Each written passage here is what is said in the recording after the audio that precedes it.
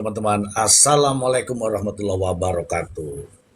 Teman-teman sekalian, ada berita malam ini ya yang sangat menarik ya terkait dengan apa yang terjadi masih dari Indramayu, teman-teman. Masih dari Indramayu ya.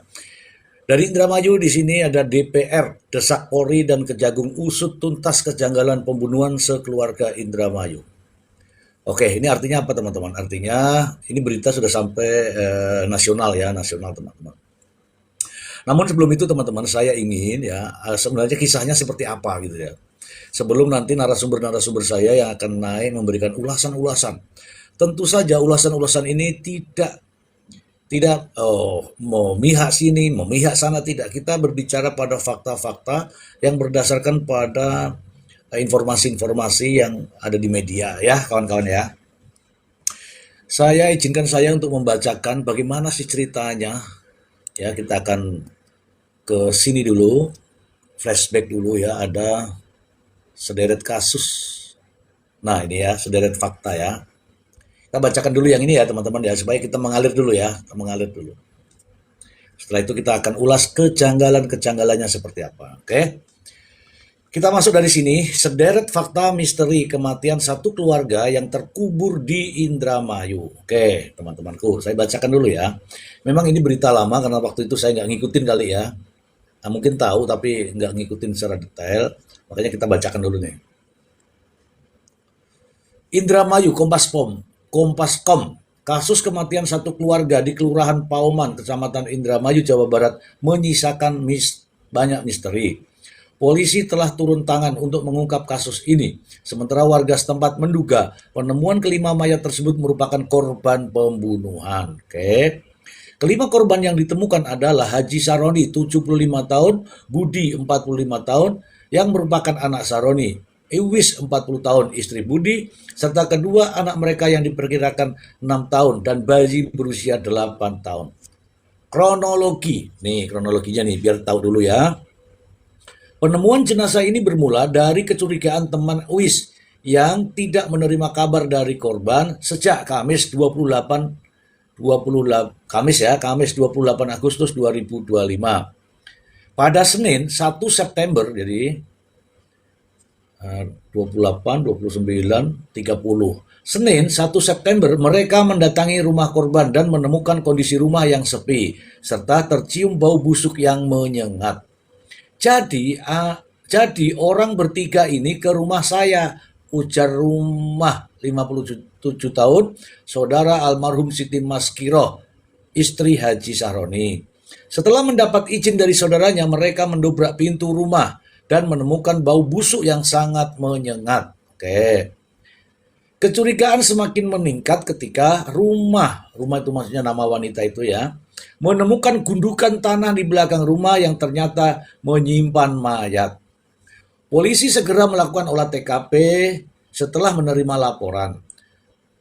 Kasih Polres Indramayu AKP Tarno menyatakan bahwa penyelidikan berfokus pada gundukan tanah tempat jenazah Saroni ditemukan. Setelah melakukan evakuasi, polisi menemukan fakta mengejutkan bahwa total ada 5 mayat dalam satu liang kubur.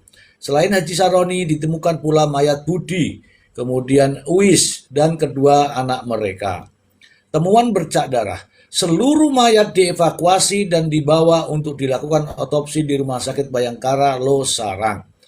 Dalam olah TKP, polisi menemukan bercak darah di beberapa tempat, termasuk pada spray dan terpal biru milik korban. Barang bukti lainnya yang diamankan termasuk satu cangkul dan satu ember kecil. Saat ini, sekitar 5 saksi telah dimintai keterangan dan jumlahnya dapat bertambah seiring kebutuhan penyidikan.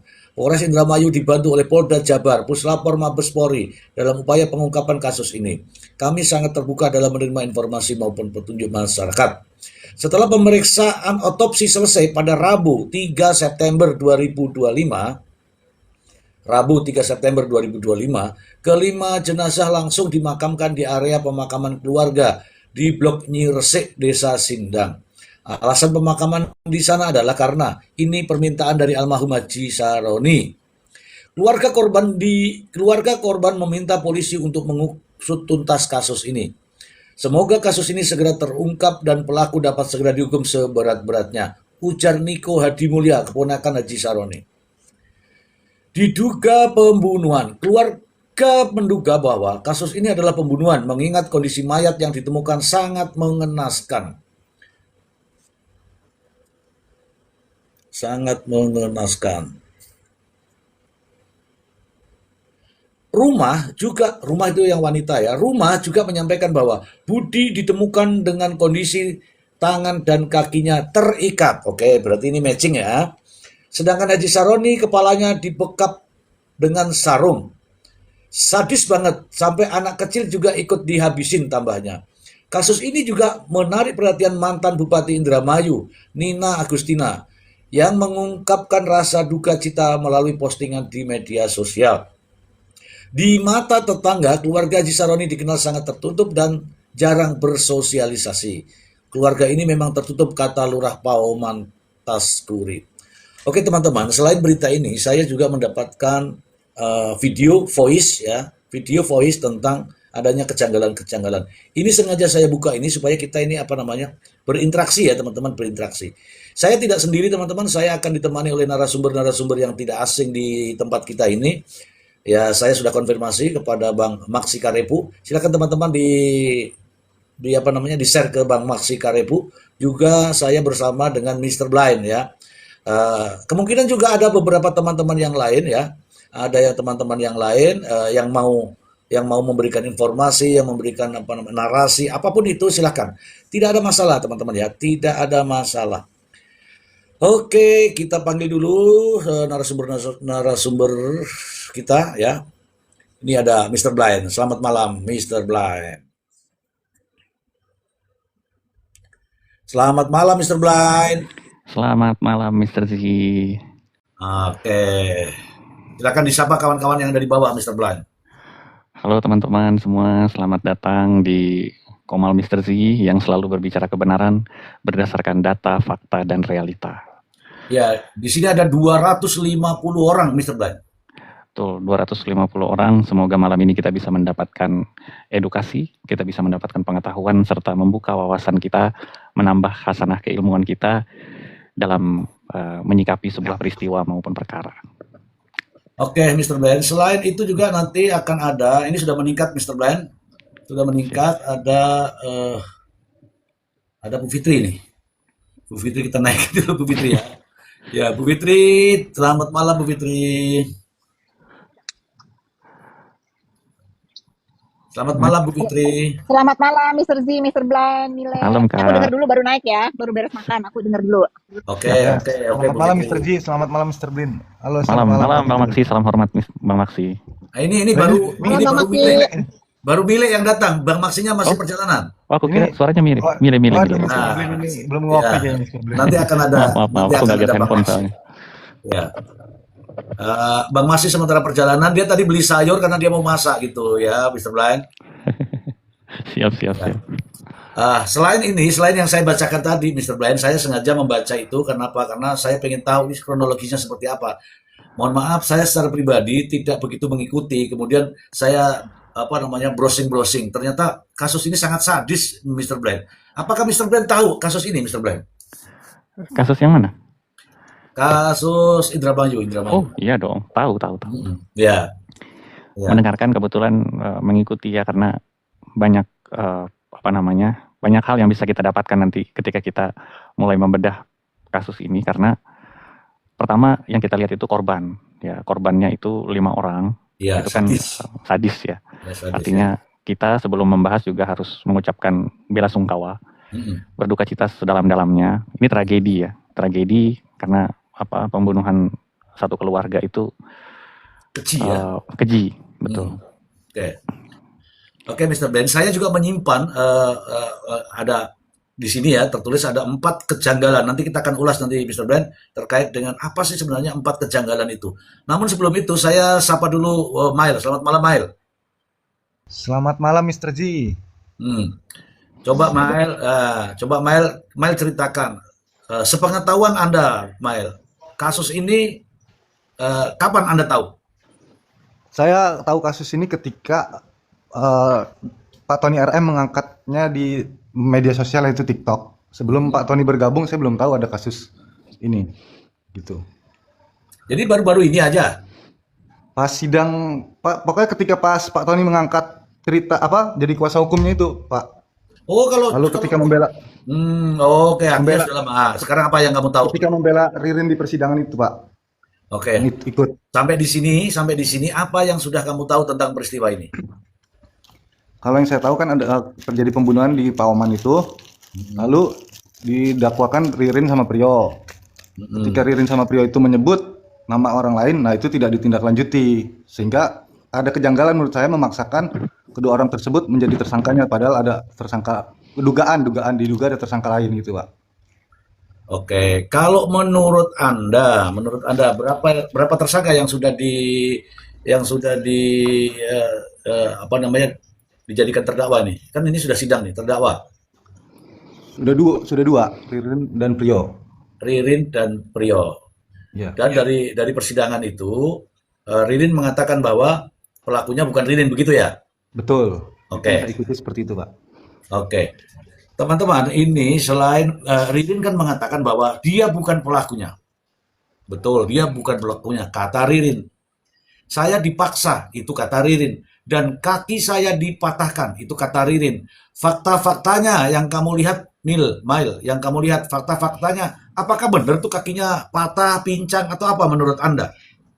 Kalau apa menurut apa yang saya amati, Pak ya, kalau seandainya menurut kepolisian ini POV kepolisian, Pak ya, yang di CCTV itu kan Ririn ya, Pak ya. Berada, menurut Anda. Iya, maka dari itu, kalau seandainya yang di CCTV itu Ririn kan posisi kakinya belum patah, Pak. Oh, Nah, ketika ditangkap terus kakinya patah, berarti kan ada kejanggalan di situ, Pak. Seandainya POV polisi kan mengakui bahwa yang di CCTV itu Ririn yang masuk jam 5 itu. Sedangkan kalau dilihat dari CCTV itu jalannya belum patah. Nah, seandainya itu memang benar Ririn, lalu kakinya patah kan ada tanda tanya juga di situ, Pak. Diapain itu kok bisa kakinya patah? Gitu, Pak. iya, Itu oke. sih pandangan saya. Oke. Jadi ada suara Ririn. Tunggu ini ya. Ada suara Ririn berteriak di pengadilan bahwa dia mengatakan, saya bukan pelakunya. Kaki saya dipatahkan. Lalu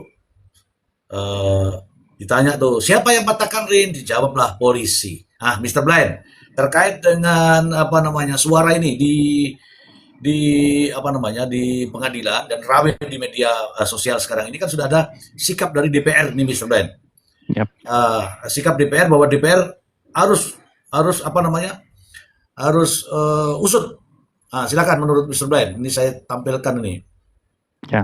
Ya. Yang pertama, itu memang sudah menjadi tugas beliau-beliau yang di sana ya, sebagai wakil rakyat, lalu kemudian melihat ada persoalan yang sudah menjadi sorotan publik juga saat ini, ketika ada kekeliruan atau dugaan penindakan atau penegakan hukum yang tidak sesuai proporsinya, maka sudah kewajiban beliau-beliau itu untuk merekomendasi atau mengusulkan atau menyarankan kepada para penegak hukum untuk benar-benar fokus gitu loh.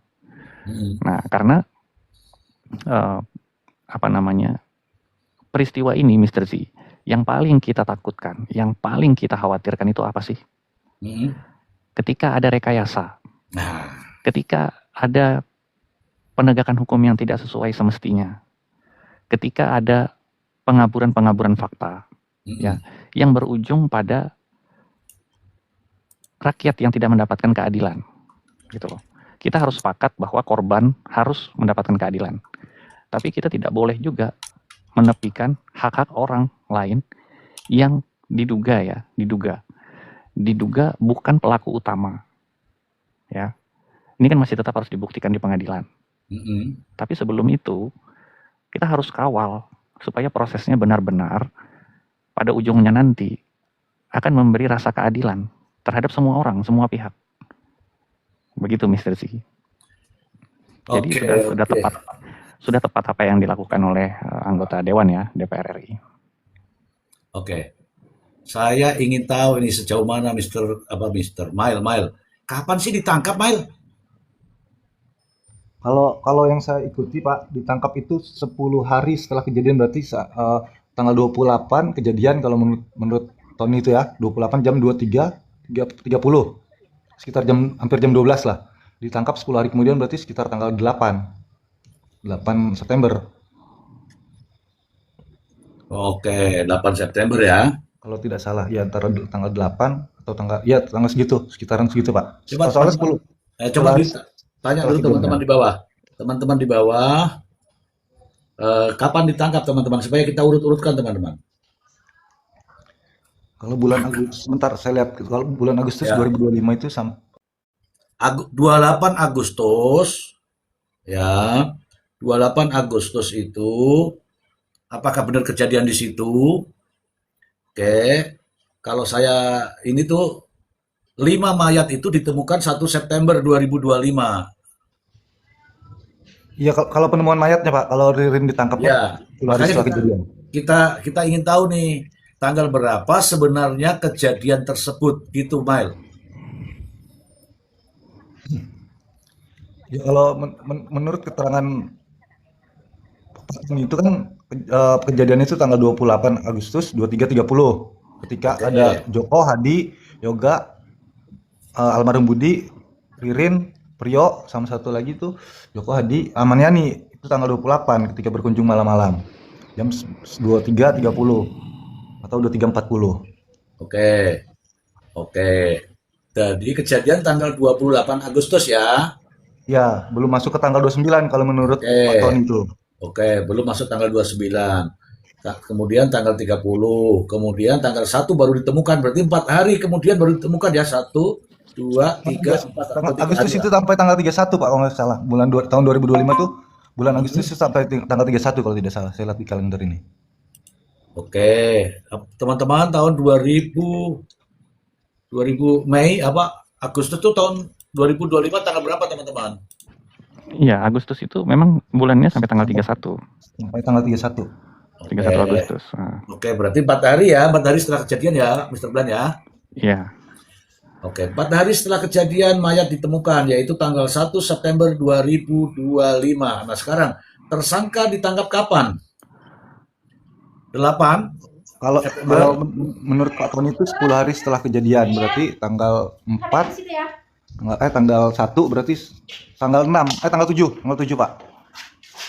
Kalau 10 hari setelah kejadian itu tanggal 7 September. Oke, saya mau hitung-hitung ini teman-teman.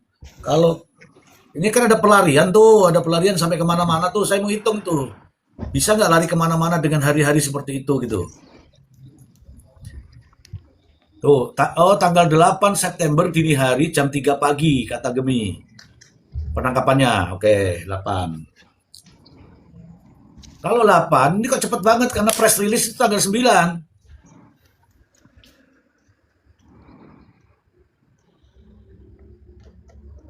Ini ya, press release-nya ya, saya bacakan teman-teman ya. Kapitumas Polda Jabar, Kombes Indra Rokawan, menjelaskan rasa kesal itu muncul setelah R menyewa mobil Avanza dengan uang 750.000, namun ketika hendak mengambil kendaraan ternyata mogok.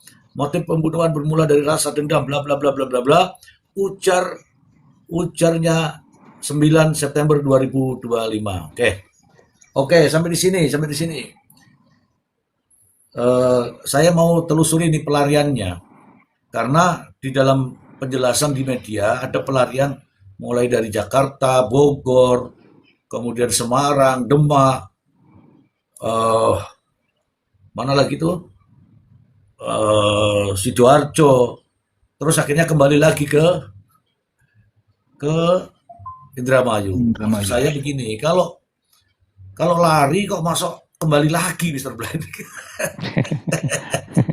Ya coba iya. Mr. Blind.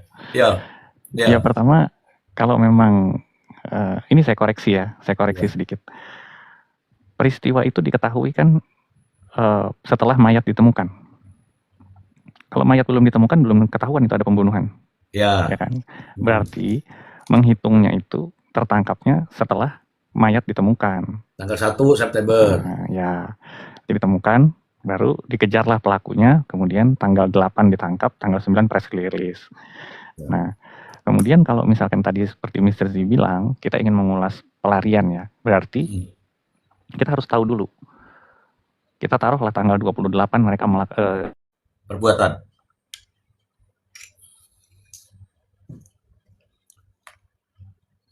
ya kurang lebih 10 hari ya. 10 atau 11 hari. Iya. Nah, kemudian dalam waktu 10 hari itu, dengan disebutkan tadi tempat-tempatnya, kemudian kita berkalkulasi nih. Karena tidak mungkin seseorang itu berlari tanpa berhenti. Kan Ngos-ngosan pasti dong. berhenti. Iya, kalau lari terus ngos-ngosan dia. Mm-mm. Nah, kemudian rute-rutenya sudah disebutkan bahkan sampai lintas provinsi ya. Nah, mungkin kalau memang disebutkan itu selama 10 atau 11 hari itu selalu berpindah-pindah tempat. Mungkin masih bisa masuk akal kalau satu hari satu tempat, satu kota. Mm-mm. Masih masuk akal ya. Dalam 24 jam itu ada di kota ini, kemudian berpindah ya, karena dari dari Jakarta ke ujung Jawa Timur aja cuman 900 sekian kilo ya. Jadi belum sampai 1000 kilo lah. Masih bisa ditempuh lah itu. Tidak sampai memakan waktu lama perjalanan itu sampai 1 hari 1 malam. Tapi yang menarik tadi seperti yang Mr. Z bilang, kalau sudah berlari kenapa harus kembali? Kan begitu pertanyaannya. Kalau sudah berlari, kenapa harus kembali? Artinya ketika misalkan dia sudah memutuskan untuk pergi meninggalkan tempat itu, berarti kan dia melarikan diri. Kemanapun rutenya tidak jadi soal. Tapi kenapa dia harus kembali? Kan begitu. Iya. Maka muncul pertanyaan di benak kita, beneran lari apa enggak sih? Kan begitu. Ya karena diucapkan oleh pejabat yang berwenang ini Mr. Blani kan? Ya. Nah, makanya kan mereka menyampaikan itu kan pasti didasari pada bukti-bukti. Oke. Kita selama itu belum diperlihatkan, ya kita tidak bisa mengatakan itu benar karena menurut saya itu bagian dari kronologis. Tapi tidak dengan substansi peristiwa perkaranya. Hanya itu kan bagian dari pelariannya saja. Nah, tapi menariknya, saya sepakat dengan apa yang Mr. Didi sampaikan tadi. Kalau udah lari, kenapa harus kembali? Gitu loh. Bahkan polisi menyebutkan kabur tuh, Mr. Brian. Iya. Ini penjahat, kalau kejadian itu kejadian berat, sudah lari, udah kabur, ngapain balik gitu loh? Iya. Itu kalau bisa ganti identitas, ganti segala-galanya, pindah kemana, sejauh mungkin untuk menghindari pertanggungjawaban dari perbuatannya kan. Iya. Karena kembali lagi ya teman-teman, tadi di awal sudah kita sebutkan juga bahwa ini bukan peristiwa biasa, ini bukan perkara biasa. Korbannya nggak main-main, 5 orang, gitu loh. Jadi kalau memang seseorang ini merasa bahwa dirinya itu sudah menghabisi segitu banyak orang, ya dia akan pergi sejauh mungkin. Nah, cuman agak lucu ketika dikatakan bahwa ditangkapnya justru di dekat situ. Iya. Nah, maka kritis kita ya, nalar kritis kita pasti akan bertanya, ini beneran pergi, beneran kabur apa enggak? Nah, kayak begitu, teman-teman. Oke, Mr. Blind. Siap. Biar asisten saya dulu yang menjelaskan bagaimana sih proses kaburnya ini. Teman-teman simak dulu ya. Oke ya, Mr. Blind ya. Baik, Mr. Z. Ya, ini saya tanya, asisten, itu Ririn tuh ditangkapnya kapan, asisten? Nih saya tanya nih. Ririn, salah satu tersangka, terdakwa kasus pembunuhan satu keluarga di Indramayu, ditangkap oleh pihak kepolisian pada Senin, tanggal 8 September tahun 2025, sekitar pukul 3 waktu Indonesia Barat di Kecamatan Kedokan Bundar, Indramayu. Ia ditangkap bersama rekannya, Rio, terkait kasus pembunuhan Haji Syaroni dan keluarganya. Oke. Berikut adalah poin penting terkait penangkapan tersebut. Oke. 1. Waktu dan lokasi, Senin, tanggal 8 September tahun 2025, pukul 3 waktu Indonesia Barat di Kecamatan Kedokan Bundar, Indramayu. 2. Penindakan, polisi melepaskan tembakan melumpuhkan ke betis tersangka karena melawan dan berupaya kabur saat ditangkap. Oke. 3. Bukti, penangkapan didasarkan pada 2 alat bukti, yaitu rekaman CCTV yang menunjukkan keterlibatan pelaku, serta sidik jari di lokasi kejadian, rumah korban di Pauman. Oke. Dan 4. Update terbaru, April, Mei tahun 2026. Ririn dan Rio sedang menjalani persidangan dan sempat membantah melakukan pembunuhan. Namun polisi menegaskan penetapan tersangka didasarkan pada bukti yang kuat. Oke, terima kasih asistenku ini, Mr. Brand. Tanggal 8 hari Senin, berarti hari Minggu, terus Senin gitu, Mr. Brand, silakan. Ya, itu kan tanggal 8 pukul 3 pagi, berarti kan Senin dini hari ya. Ya, oke. Senin dini hari. Nah, dan lokasi ditangkapnya di Indramayu. Mm-mm. Di Indramayu. Eh, peristiwa terjadi juga di Indramayu. Nah, jadi apa ya? Kalau misalkan kita mau berpikir atau misalkan kita mau mencoba menganalisa, mungkin saja beliau-beliau itu sebenarnya tidak pergi kemana-mana. Hanya saja dibuatkan rangkaian peristiwa karena mengingat 10 hari kan waktu yang cukup lama ya.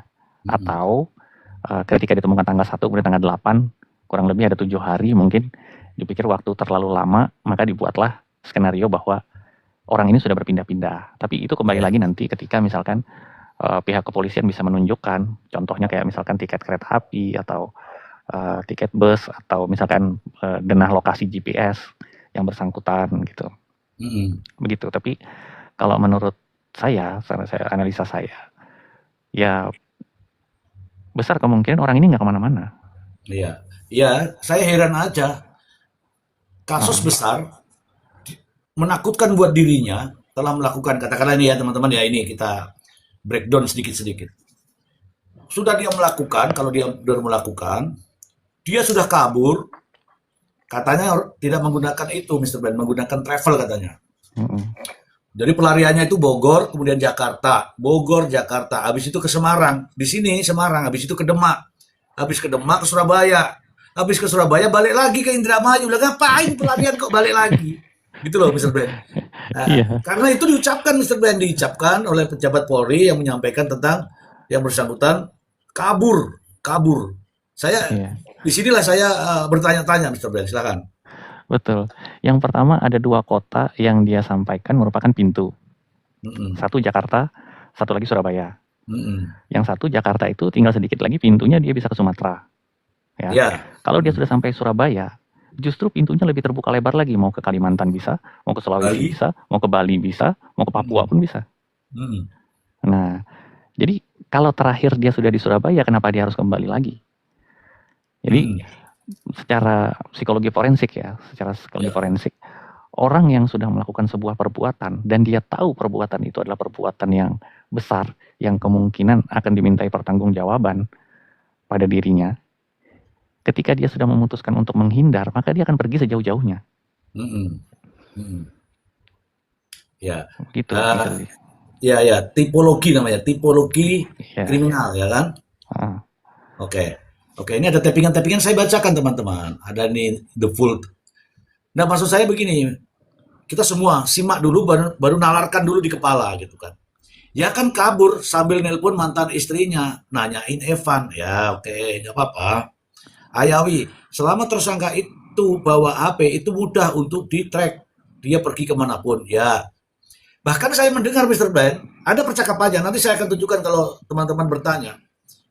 Ada satu komunikasi bahwa Ririn itu ditelepon sama polisi. Ditelepon sama polisi karena ditanya waktu itu, kamu di mana gitu. Oke.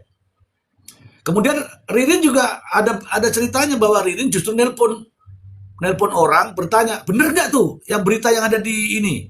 Ya itu terserah teman-teman ya menilainya seperti apa. Tapi di sini begini, satu poin. Ada orang yang telah melakukan kejahatan, ya, ada orang yang telah melakukan kejahatan, sudah kabur, sudah dinyatakan kabur nih, kembali lagi ke tempat itu. Ini dibuktikan bahwa dia ditangkap di Indramayu, bukan di tempat lain, bukan dikejar pada saat di proses kaburnya itu, ya, Mr. Blan? Iya. Oke, itu satu poin kawan, satu poin. Kemudian di sini sebenarnya saya ingin ya teman-teman, ada pernyataan dari siapa namanya? Tony RM yang mengatakan bahwa ada 4 kejanggalan. Apa kejanggalannya? Nanti kita akan ulas bersama-sama ya. Kita sambil menunggu Bang Maksi, Mr. Brian. Siap. Kita akan ulas. Kemudian selain itu kita juga memberikan interaksi ya, teman-teman yang tapping boleh. Asal jangan dengan penuh kebencian ya. Yang pakai nalar-nalar aja. Ini saya bacakan dulu satu per satu. Hadi Ara, ini ada faktanya. Ini yang mana ini Hadi maksudnya? Oke. Hadi, yang mana ini maksudnya fakta nih Hadi? Kamu tapping dulu Hadi atau kamu naik? Kemudian ada Johnny Rebon, oknum umumnya pembohong. Ya biar biar nampak wow kan, nggak apa-apa kan. Kemudian ada Ayub Budiman Jaring, ia dijebak karena mungkin Ririn mungkin sudah tenang karena waktu itu Evan viral pelakunya seminggu. Pelakunya pelakunya seminggu. Oke, nggak ada masalah. Mai Cinta, ini mungkin izin Om nanya Bang, siapa yang nyuruh Ririn mengambil uang dari bank? Nah sekarang saya tanya, kamu dapat berita dari mana Ririn ngambil uang di bank? Kamu dapat berita dari mana Ririn ngambil uang di bank? Nah, The Fall, ia kan ditangkapnya posisi mau berlayar jadi ABK ke tengah laut, yaitu kata konferensi pers. Itu kata konferensi pers. Dari Aldevro, karena merasa sudah aman, ada pelaku yang ditangkap. Oh, jadi merasa sudah aman terus balik lagi gitu ya? Maksudnya gitu ya? Oke, tidak apa-apa. Ayub Budiman dengan Alfredro sama, oke. Oke.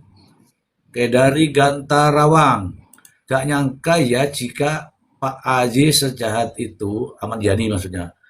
Padahal dulu waktu masih dekat dengan beliau itu baik banget. Ya kan namanya manusia kan kita nggak tahu. Nggak apa-apa ini, kita pure saja ya Mr. Brian, kita pure saja ya. Iya, Mr. C. Agus Gunawan, yang jelas penyiksaan waktu penyelidikan adalah kesalahan besar bagi aparat. Tuh. Agus Gunawan, saya sepakat ya. Tentu kalau Bang Maksi bilang mengejar pengakuan. Ferdi, apakah motifnya hanya karena utang 127 juta sehingga tega membunuh satu keluarga? Kayaknya nggak sampai 127 juta deh. Kalau dakwaan jaksa tuh motifnya berapa ratus ribu, Mr. Brian? 750.000. Mail, coba Mail, jelaskan Mail. Berapa ratus ribu, Mail? Kalau dakwaan jaksa itu 750.000, motifnya karena menyewa mobilnya rusak, lalu uang Ririn tidak dikembalikan. Itu motif dan dakwaan jaksa. Ya, kalau motif itu dendam gitu ya Mel ya. Dendam, sakit hati, cemburu, ekonomi gitu ya. Ya, Mr. Oke. Ji. Ya. Oke, ini di sini kan ditulis nih Ferdi, teman-teman baca sendiri ya, ada Ferdi nulis nih. Apakah motifnya hanya karena uang 120 juta sehingga tega membunuh satu keluarga? Justru ini saya sampaikan, kalau di dakwaan jaksa itu motifnya 750.000 rupiah berkaitan dengan uang rental mobil. Itu kalau saya lihat di dakwaan jaksa ya. Ratu Ayu, Bang, kalau aku terawang, Ririn tidak terlibat Bang. Ah, Ratu, kamu naik dulu Ratu, kayaknya kamu betul-betul Ratu ini. Ratu, naik dulu Ratu. Ritawati, apa hasil penerawanganmu Ratu? Ritawati, Kepala BJP udah melaporkan Ahmad Yani ke polisi untuk dilakukan penangkapan terkait transfer uang pensiun tiap bulan. Oke. Pensiun kemarin sudah kita bahas ya. Orang pensiun pasti tiap bulan itu pasti laporan. Mukanya ada. Kania, aku menyimak kasus ini dari Kalteng. Aku percaya Ririn nggak bersalah. Ya kan harus ada dasarnya. Kamu percaya bersalah, kamu percaya tidak bersalah, silakan ada dasarnya. Orang Sunda, memang kasus ini nggak logis. Masa si Ririn sama Priyo mau kabur, balik ke Indramayu. Ini ya kita simpan dulu ya, nanti kita ini. Teman-teman boleh naik tapi tapping dulu ya, siapa Anda itu? Boleh naik. Reno, halo Bang, alatnya palunya itu kan barang buktinya. Mana itu? Kan ada sidik jari, itu barang bukti. Betul, nah, itu yang sampai saat ini belum ada.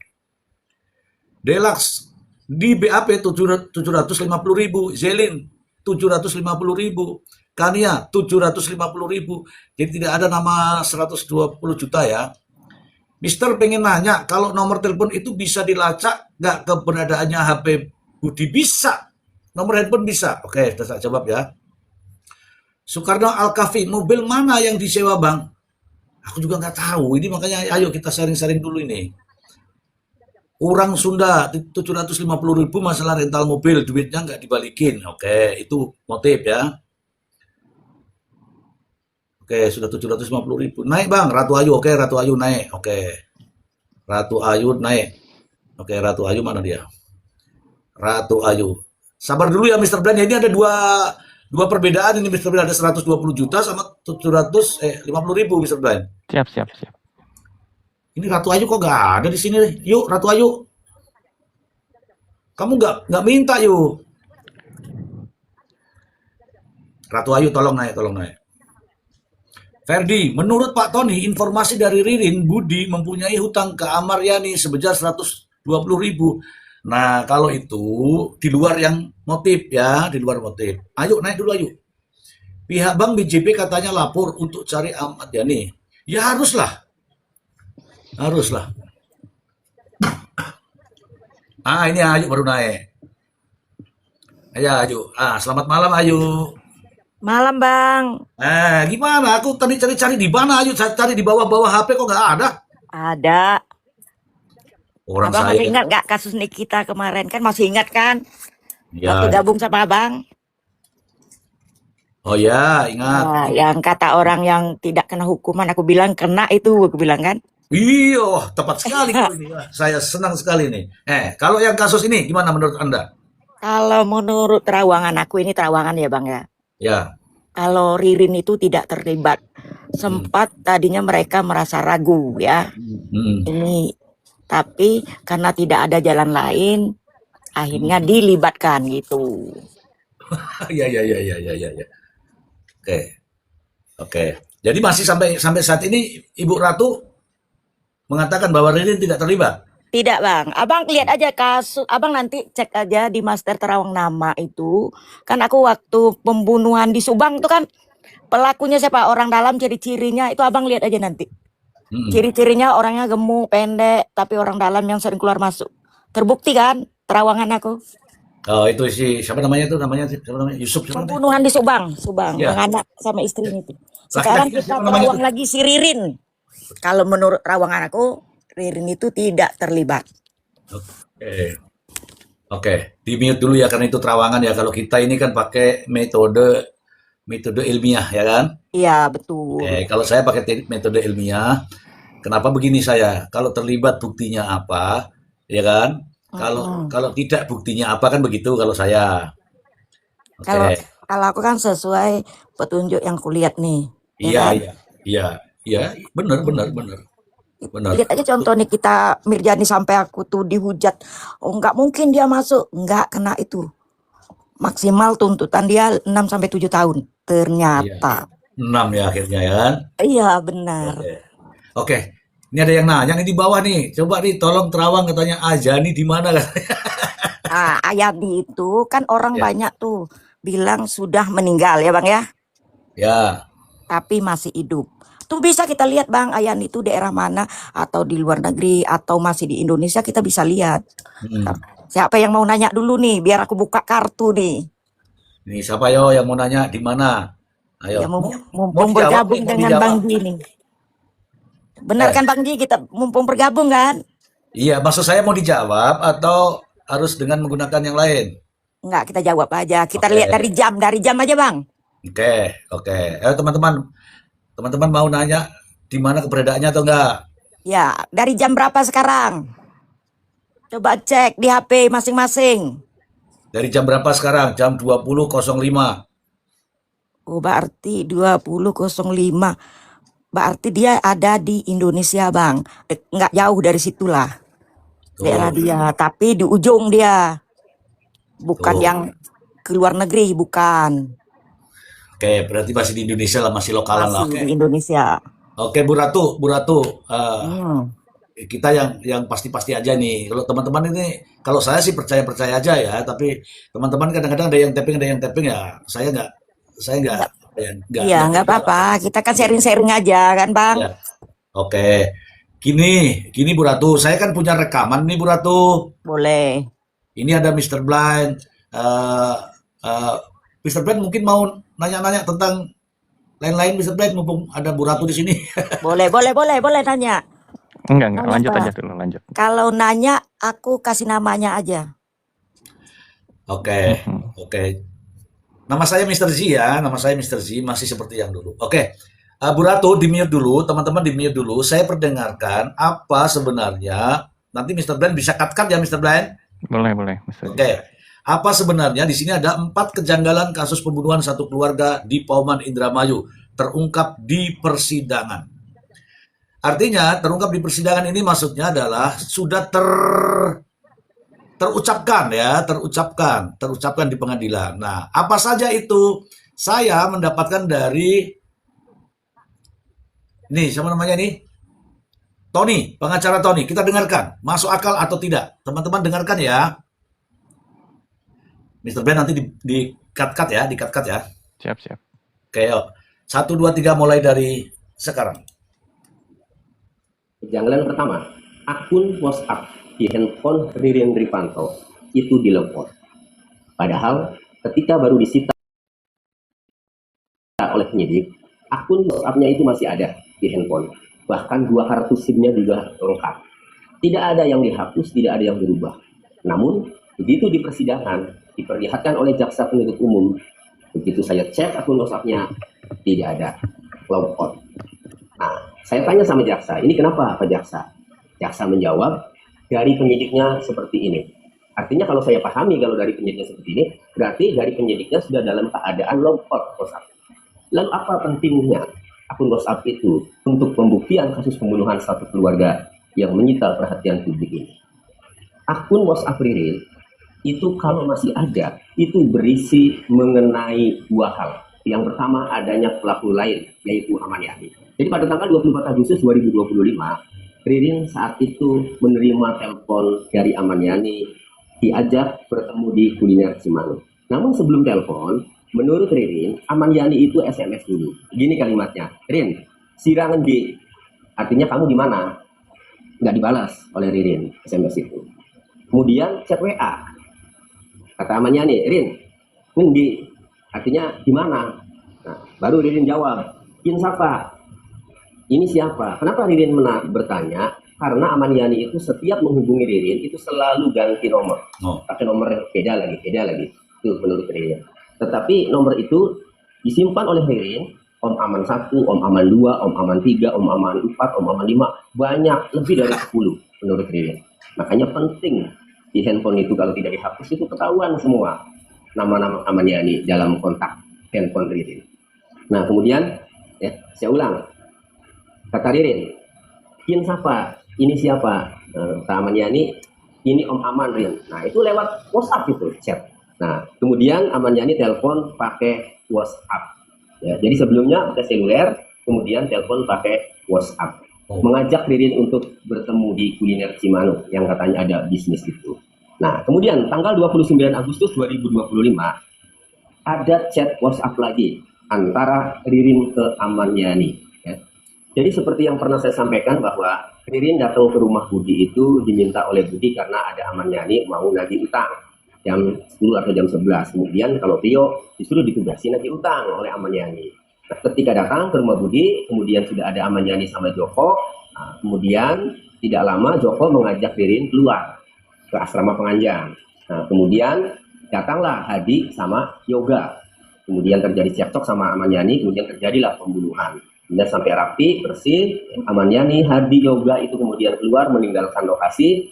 Nah, kemudian tidak lama setelah pembunuhan selesai itu datang lagi Joko bersama Ririn. Nah, di situ Ririn menanyakan kepada Prio, Budi kemana? Kemudian dijawab oleh Joko bahwa Budi sudah WA dia. WA Joko mengatakan bahwa Budi sedang keluar dengan Aman Yani, ada urusan bisnis. Sampai di sini Mr. Blan sudah tahu runut-runutannya? Sudah. Nah, enggak, kalau memang mau dikat dulu Mr. Blan. Iya, saya nunggu itu sudah selesai yang pertama, kejanggalan pertama sudah selesai. Apa? Ya, masih panjang? belum. Oh, belum. Maksud saya per satu-satu janggalnya aja, Mr. Z. Iya, ini baru handphone. Dia yang ngomongnya panjang, bukan saya. Oh iya ya. Oke. Kita lanjut dulu ya. Ya. Oke, siap, laksanakan. Kemudian Ririn juga menanyakan kalau istrinya kemana. Dijawab oleh Joko bahwa istrinya Budi itu sakit muntah darah, bersamaan kedua anaknya itu dibawa oleh Pak Haji Sahroni, ya, menginap di saudaranya Haji Sahroni. Kemudian ketika Ririn ingin pulang, dicegah oleh Joko agar menemani Joko jaga rumah, amanatnya Budi. Nah, disitulah Ririn kemudian tanpa sepengetahuan Joko dan Trio itu penasaran menanyakan sendiri kepada Budi dan Aman Yani. Pertama, kepada Aman Yani, ini 29 Agustus 2025, ya, itu dini hari ya, antara jam 1 jam 2. Chat WA Ririn ke Aman Yani, Om, ngendi? Om di mana? Artinya tidak dibales, tidak aktif, checklist 1. Kemudian Ririn juga sampai 5 sampai 6 kali itu, Om, ngendi? Om, ngendi? Om, ngendi? Gimana? Artinya Om, gimana? Om, di mana? Itu sampai 5 sampai 6 kali menurut Ririn. Tapi tidak aktif, cuma checklist 1.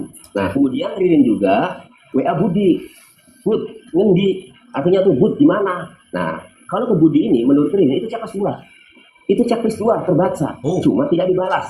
Nah, berarti handphone Budi ini aktif nih setelah terjadi pembunuhan selesai itu kan. Nah, kuat diduga handphone dikuasai oleh pelaku.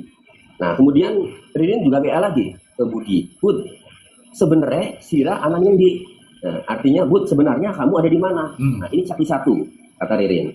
Artinya tidak aktif. Nah, kemudian Ririn juga sempat telepon Budi melalui WA, tetapi nggak diangkat. Kemudian telepon lagi ke WA Budi pernah berdering, ya, tapi tidak diangkat. Nah, terus kemudian nggak aktif. Jadi kadang aktif, kadang tidak. Nah, mengetahuinya itu kadang checklist 2, kadang checklist 1. Di mana Aman Yani ini diduga sebagai otak pelakunya karena sebelumnya berada di rumah korban. Sepengetahuan Ririn. Begitu Ririn diajak Joko, kemudian kembali, Aman Yani sudah tidak ada. Itu sepengetahuan Ririn. Ririn tidak tahu kalau ada Hardi sama Yoga, karena kalau Hardi sama Yoga yang tahu itu trio. Gitu. Kemudian dari chat WhatsApp ini juga diketahui bahwa Ririn tidak terlibat pembunuhan, tidak tahu pembunuhan. Dibuktikan dengan adanya chat Ririn kepada Aman Yani, Om ngendi? Nah, itu kan artinya dia tidak tahu. Kemudian Bud ngendi? Nah, gimana? Nah, ini Budi loh ya. Secara fakta menurut keterangan Prio itu, secara fakta begitu Ririn balik itu sudah meninggal ya, mayat ada di belakang diberesi oleh Aman Yani, oleh Hardi, oleh Yoga, oleh Prio ya. Tetapi Ririn ini masih menanyakan dengan WA ke Budi, Bud ngendi? Itu checklist 2 tetapi tidak dibalas. Kemudian Bud sebenarnya Sira anak ngendi? Nah, Bud sebenarnya kamu ada di mana? Nah, ini kan Ririn tidak tahu bahwa Budi itu sudah mati, sudah berada di ruang belakang di tempat mesin cuci. Jadi Ririn ini sama sekali tidak tahu pembunuhan itu. Dibuktikan dengan adanya Ririn chat Budi menanyakan Budi ada di mana. Tetapi akun WhatsApp itu dihapus. Diduga dilakukan oleh penyidik. Ini artinya, menurut saya berpendapat penyidik dengan sengaja menutupi ada pelaku lain, yaitu Aman Yani, cukup di Ririn dan Prio saja, dan diduga menutupi bahwa Ririn itu tidak tahu pembunuhan. Karena ada chat Ririn tanya Budi, sebenarnya kamu ada di mana, Bud? Nah, itu dengan dihapus, berarti chat yang berisi Ririn tidak tahu itu akhirnya jadi hilang, jadi tidak ada. Ini menurut saya jahat. Harusnya usut itu. Jadi pantas saja ketika Ririn sejak ditangkap itu menyebut Aman Yani sama Joko, itu digebukin. Nah, gara-gara Ririn menyebut Aman Yani sama Joko, itulah menurut Ririn itu digebukin sampai parah, kemudian dipatahkan kakinya di ruang unit jatan Polres Indramayu. Itu kejanggalan kasus pembunuhan dengan dihapusnya akun WhatsApp Ririn Rifanto. Oke, silakan Sebelum. Ya. Dari apa yang disampaikan sama pengacara Tony tadi, ya, itu kita bisa mulai menyusun timelinenya ya. Ini berdasarkan penjelasannya pengacara Tony. Artinya sudah ada komunikasi sebelumnya antara Ririn dengan Aman Yani. Ya, dimulai dari Aman Yani yang mengatakan, Ririn kamu di mana? Nah, lalu kemudian dibalas, nggak dijawab, nggak dibalas sama Ririn. Lalu di chat WA. Nah, dengan pertanyaan yang sama, Ririn kamu di mana? Terus dijawab sama Ririn, ini siapa? Nah, terus dijawab lagi, ini Om Yani gitu ya, Om Aman Yani gitu dijawab. Gitu. Akhirnya intinya ada komunikasi antara Ririn dengan Aman Yani sebelumnya. Lalu kemudian di tanggal 29 terjadi lagi komunikasi. Nah, lalu kemudian Ririn datanglah ke rumah tersebut. Karena disuruh, ya kan? Disuruh oleh Aman Yani. Nah, ketika datang, di situ sudah ada Joko sama Aman Yani sama Budi. Nah, tidak lama berselang, si Ririn diajak keluar sama Joko. Sampai di sini, saya mencoba menganalisa, ya. Asumsi saya, Ririn ini memang sengaja dihadirkan untuk dijadikan kambing hitam. Ya. Jadi dari awal sampai akhir, Ririn itu nggak tahu sebenarnya. Ini analisa saya. Karena yang duluan menghubungi adalah Aman Yani. Rin, kamu di mana? Nah, alasannya mau bisnis atau apa. Tapi yang jelas-jelas menghubungi duluan, menurut pengacara Tony RM adalah Aman Yani menghubungi Ririn. Nah, sampai kemudian Ririn disuruh datang ke rumahnya Budi. Nah, ada pertanyaan sederhana, Mr. Z. Datangnya Aman Yani ke rumah Budi dikatakan untuk menagih hutang. Oke. Pertanyaan saya, siapa yang bisa membenarkan hutang piutang tersebut? Apakah misalkan ada familinya si Budi yang, oh ya benar Aman Yani atau si Budi punya hutang sama Aman Yani. Apakah hutang piutang itu terkonfirmasi? Ya kan? Kita masih belum tahu. Nah, oke, sampai di situ seperti yang kita bahas sebelumnya ya, maka kronologis itu berlanjut, itu berkembang. Nah, timelinenya nanti akan menyesuaikan dengan penjelasan pengacara Tony berikutnya. Tapi yang menarik di sini, ketika dihadirkan di persidangan, alat bukti atau barang bukti berupa handphone milik Ririn, ternyata WhatsApp-nya sudah nggak ada. Ya. Aplikasinya ada tapi di lockout. Bukan aplikasi yang nggak ada ya, tapi di lockout. Di lockout itu berarti tidak ada akun yang tersedia. Tapi aplikasinya masih ada. Nah, biasanya kalau kita baru install WhatsApp itu kan ada tuh tampilan pertamanya itu untuk memasukkan nomor handphone itu. Nah, kalau di lockout itu nanti tampilannya begitu lagi. Nah, berarti ada kesengajaan. Karena menurut keterangan Ririn, waktu handphonenya disita, WhatsApp-nya masih ada. Maksudnya ada akunnya ya, akun WhatsApp-nya masih ada. Oke. Nah, berarti di penyidik disengaja atau diduga sengaja dihilangkan. Akun itu karena diduga ada percakapan di sana yang menunjukkan bahwa Ririn itu nggak tahu. Karena dia masih bertanya, Budi kamu ada di mana? Nah, kan itu nanti dilihat pada tanggalnya kan. Ya. Kapan dia WhatsApp si Budi gitu, dan masih centang 2, dan itu paralel nanti. Nah, di sini makanya saya mengasumsikan, menurut analisa saya, Ririn ini memang sengaja dihadirkan untuk dijadikan kambing hitam. Demikian untuk sementara, Mr. Z. Oke, digaris bawahi dulu ya mengenai kambing hitam ya. Oke, sekarang Bu pengacara, Bu Ratu. Bu Ratu, dari apa yang disampaikan pengacara Tony terkait dengan akun milik Ririn yang dihapus, menurut Anda gimana nih? Kalau dihapus itu, kalau polisinya benar, itu bisa keluar semua. Nggak usah kan melalui akun dari KTP aja bisa terlacak. Kalau benar. Oke, artinya 1000 akun bisa kebaca. Oke, artinya Anda berharap polisi melakukan membuka ini ya jejak digital akun ini supaya lebih terang benderang gitu ya? Ya betul itu. Walaupun 1000 akun dari KTP sudah ketahuan. Oke. Kira-kira mau apa enggak ya kira-kira? Ya kalau benar kan, kalau benar dia mau menunjukkan pasti bisa lah ya kan. Tapi pengacara Tony harus cari bukti yang kuat, yang valid juga. Iya. Kita dukung lah, kebetulan aku juga PH kan.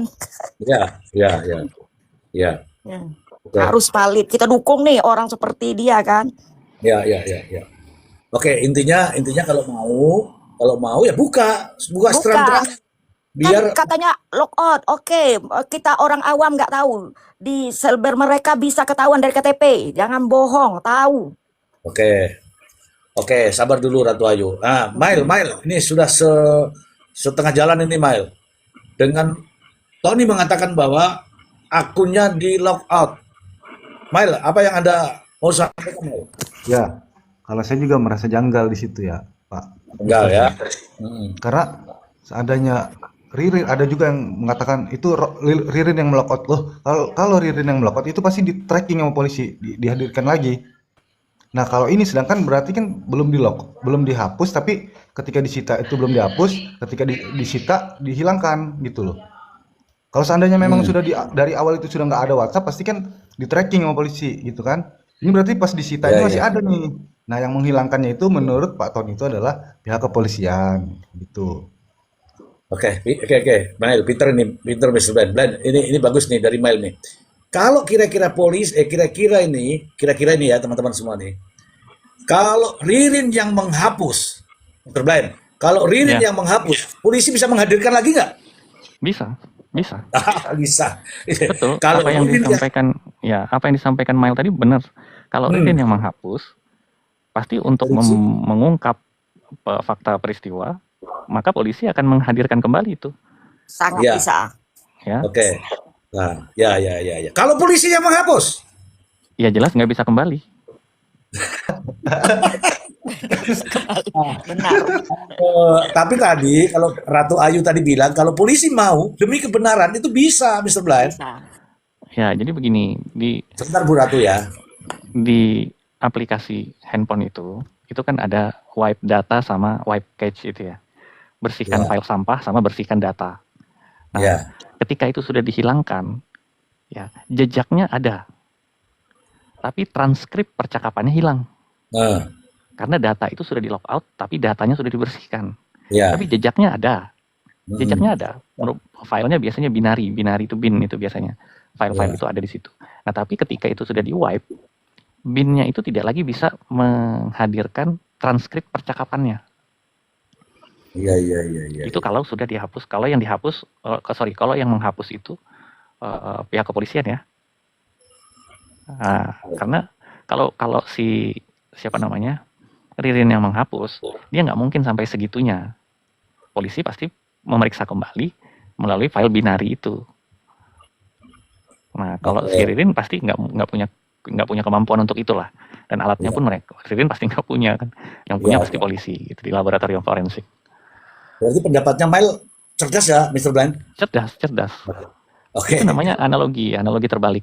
Jadi ketika Nah, misalkan kalau Ririn yang menghapus, maka atau melock out, pasti polisi akan menghadirkan itu kembali. hmm. Tapi kalau polisi yang menghapus, ya karena itu diinginkan oleh polisi, ya nggak mungkin bisa kembali.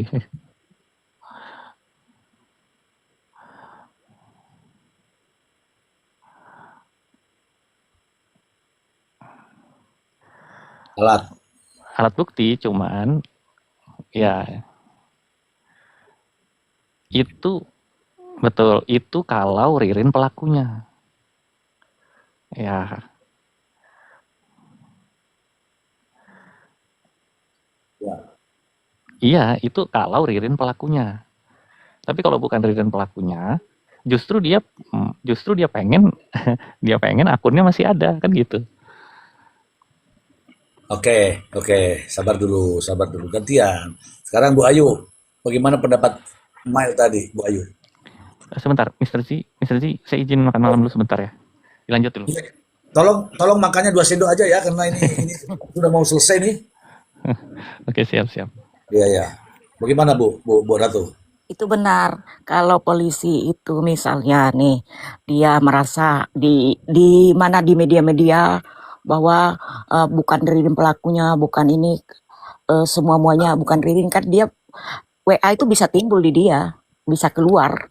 Dibuktikan lagi nih, bukti percakapan Ririn dengan Ahmad Yani, dengan si A, dengan si B, bisa ketahuan.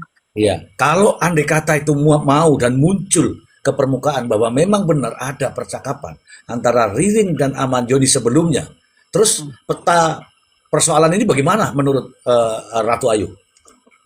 Kalau karena dia bukan pelakunya, kita bingung mau jawab apa, benar gak? Ya. Nggak mungkin lah kalau dia berani mau ngomong gitu, dia ngomong ke media terus sebagai PH kuasa hukumnya bilang di lock out, itu kan bahaya juga kan, menghilangkan barang bukti. Benar. Oke, sekarang saya yang bernarasi Bu Ayu, di mute. Jadi teman-teman, Tony ini mengucapkan kalimat-kalimat seperti ini juga bukan tanpa resiko, teman-teman. Kalau Tony ini mengucapkan, katakanlah dia tadi menyampaikan bahwa ini di lock out oleh polisi, sementara dari Ririn tidak pernah menghapus. ini dihapus oleh polisi. Kalau seorang pengacara menyampaikan seperti itu, tidak ada fakta, tidak ada bukti, ini bisa dituntut loh ini. Menyebar berita bohong atau setidak-tidaknya fitnah atau setidak-tidaknya membuat gaduh. Ya polisi Indramayu kalau memang mau tuntut silakan. Kan begitu ya Bu Ayu ya? Betul. Nah, iya, artinya apa? Artinya kalau polisi merasa gerah dengan kata-kata dari Tony RM ini, silahkan polisi bereaksi. Nanti akan kelihatan aslinya. Ya, ini keren ini teman-teman, ini keren sekali. Ya, mungkin nih ada Bu Jelita. Ngomong apa Bu Jelita, ayo. Assalamualaikum warahmatullahi wabarakatuh. Waalaikumsalam warahmatullahi wabarakatuh. Makin lama makin menarik ini kasus ya. Oh ye. Makin menarik dan makin seru, apalagi narasi-narasi dari teman-teman juga hebat-hebat semuanya. Ini mengenai saya tertarik ya dengan keterangan dari Pak Tony hari ini itu yang mengenai komunikasinya Ririn dengan Budi, komunikasinya Ririn dengan Ahmad Doni, walaupun hanya dalam satu arah pada saat malam kejadian dan di lokasi TKP dan di TKP. Naik Bang Maksi. Ya. Ya, dan di TKP ini sebenarnya membuktikan bahwa orang-orang yang ada di TKP itu kan membawa seluler, telepon genggam kan, membawa HP. Artinya jika polisi mau membuktikan bahwa mereka itu benar-benar ada di jam krusial, itu mudah saya rasa. Sama seperti kasus di Subang di mana debt collector yang meninggal di salah satu tempat itu pelakunya itu tertangkap itu dari sinyal handphone di lokasi dan di jam kejadian, di jam krisis. Ya. Jadi harusnya kan itu juga bisa dilakukan loh, karena mereka itu punya alat-alat canggih kan. Jadi di jam-jam krusial itu sinyal siapa saja yang ada di situ, ya kan? Apakah benar si Ririn ini pada saat jam-jam krusial, artinya selaras dengan jam kematian korban ya? Di saat jam kematian korban itu sinyalnya ada di situ atau tidak, itu maksud saya. Ini scientific crime investigation-nya itu ada, tapi terlewatkan gitu loh. Nah seperti yang Ibu Ayu bilang tadi, kalau mau membuktikan dari hal-hal yang seperti itu bisa digali. Lalu kemudian mengenai handphone yang di WA yang di lockout, ya WA yang di lockout itu juga satu kejanggalan yang cukup atau amat sangat janggal kalau menurut saya. Karena apa? Karena itu sebetulnya bukti pendukung dari kepolisian. Boleh dibilang yang sekarang cukup alat bukti, 2 alat bukti, tapi tidak berkualitas seperti yang kita bahas kemarin sama Mr. Z kan. Ya. Cukup tapi tidak berkualitas. Seandainya di dalam WA yang di lockout itu ada percakapan, yang kemungkinan ada perencanaan dan lain-lain di situ, artinya kan itu mendukung sekali kan, jadi berkualitas kan, yang tidak terbantahkan. Yang tidak terbantahkan. Tapi dengan adanya di lockout, justru jadi question tag dan jadi tanda tanya, ada apa? Kenapa itu harus di lockout? Sementara alat-alat canggihnya kepolisian, apabila itu mereka menghapus percakapan, seperti kasus-kasus yang udah pernah saya ikutin lah ya.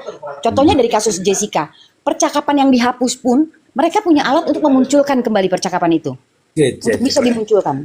Ya. Itu. Tapi di kasus Ririn ini begitu banyaknya scientific crime investigation yang seharusnya pihak kepolisian bisa mengangkat itu atau memunculkan itu untuk menguatkan status tersangkanya Ririn, tapi tidak digunakan. Nah, begitu. Demikian, Bang, dari saya. Oke. Ditahan dulu, Mbak Jelita. Ini ada kawan kita ini, Bang Maksi. Selamat malam, Bang Maksi. Oke, teman-teman, Bang Maksi mungkin sedang sesuatu, jadi lupa dibuka mic-nya. Bang Maksi, sekali lagi, selamat malam, Bang Maksi. Selamat malam Mr. Ji, Assalamualaikum warahmatullahi wabarakatuh. Selamat malam Mr. Brian, Mr. Mail. Pak Warung ada. Selamat malam Bang Maksi. Selamat malam. Bang Mail. Mbak Warung, selamat malam juga. Mbak Stella. Selamat malam, Mbak Maksi. Wani Piro. Mbak Ratu. Nah, belum diganti, berarti tetap mempertahankan ya? Nggak apa-apa, berarti tetap Mbak Warung ya? Namanya konsisten. Enggak, itu karena belum disomasi sama Bang Maksi tuh. Belum disomasi. Iya Bang Mel. Tapi saya bisa dipanggil Via kok, nama saya Via. Iya. Apa namanya? Jangan ditambahi ya, jadi Viagra ya. Dia Via tol ntar. Oke, berarti saya ganti Mbak Via ya, jangan Mbak Warung lagi Mr. Ji. Oke, Ya. saya lanjutkan dulu, oke ya. Kita sudah ini, jadi Mr. Brian sudah menyapa teman-teman di bawah. Aku mau somasi abangku yang paling ganteng. Pokoknya aku malam ini nggak disapa. Mau Saya somasi. sengaja, Mr. G, saya Langsung. sengaja nggak. Mr. G, saya sengaja nggak sama Mbak Sela. Hmm.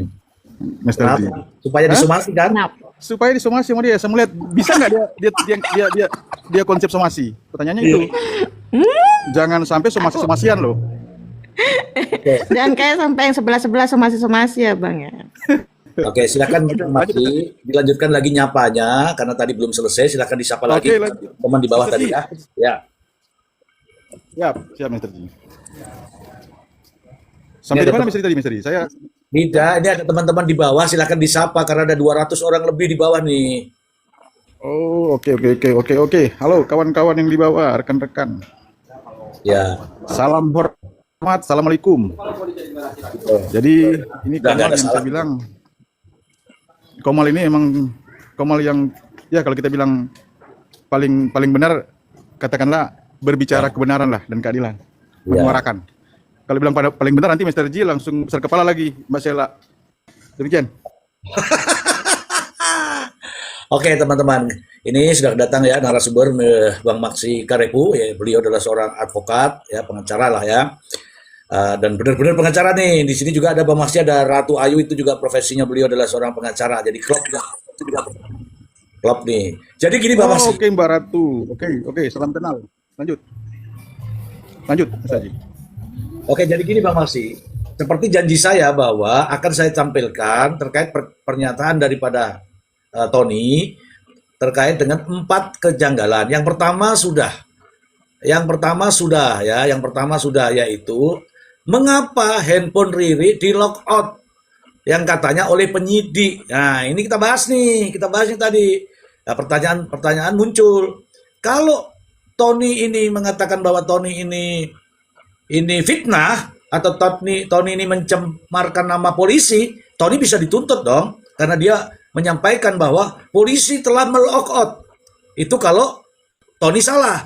Tapi kalau Tony benar, ya pasti tidak akan berani polisi untuk melakukan tuntutan terhadap Tony.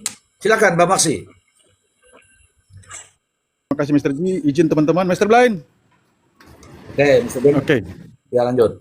Mr. G, memang udah tahap sekarang ini pembahasan kita, saya pikir kita sudah masuk ke bicara hukum, bicara fakta, bicara data, dan bicara bukti-bukti yang akurat.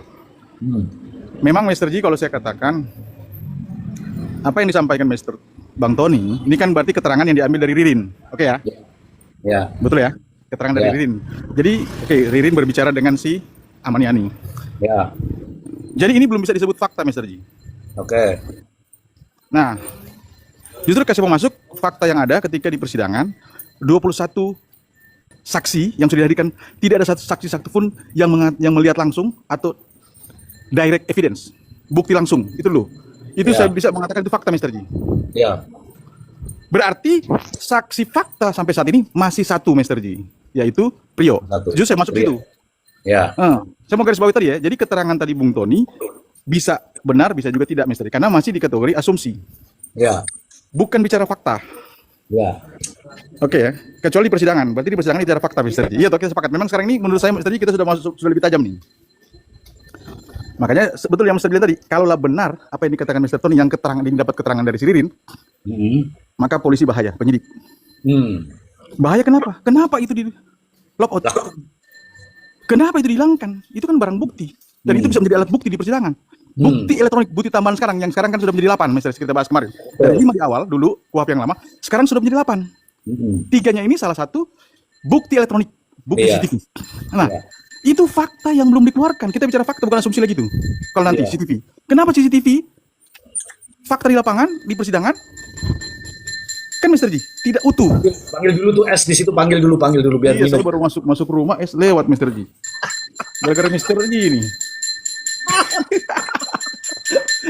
Aduh, Mr. G. Saya mau panggil jadi nggak jadi, Mr. G. Baru buka gerbang, S lewat. Bang Maxi, itu apa? Es campur kah? Pokoknya S1 ya di situ ya. Kirim ke Taiwan. Yang sekutang itu loh. Oh, yang itu kesukaan aku tuh. Tolong minta dua ini ya, 2 bungkus. Kirim ke Taiwan. Kok Taiwan aja sih. Mr. G denger aja lagi. Sudah lewat kah? Sudah lewat itu kah? Udah saya suruh cepat.